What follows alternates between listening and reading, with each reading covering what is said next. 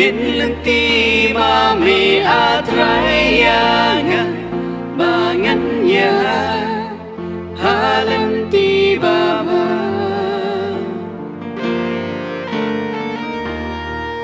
ksuid pynjot pynpra dohnud bakmen jong dohnud mynsiem jong kmen Trai mynta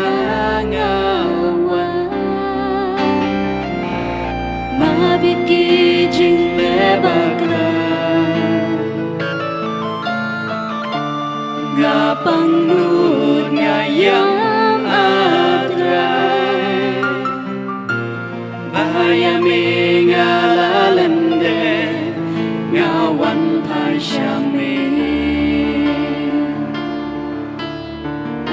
for you alone are the Holy One, Jesus Christ, our living God.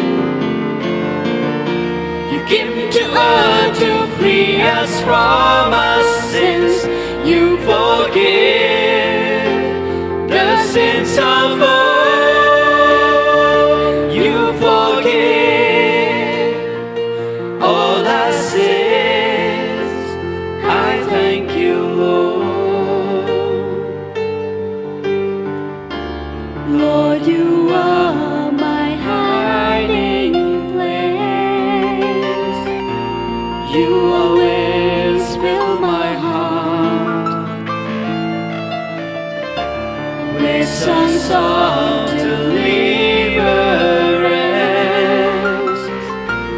Whenever I am afraid, I will trust in you. Btin Lynti mami Trai ngan halenti babha ksuid pynjot pynpra dohnud bakmen jong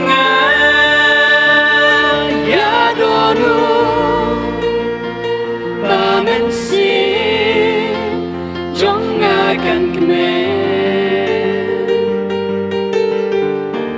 Btin Lynti mami Trai ngan halenti babha ksuid pynjot pynpra dohnud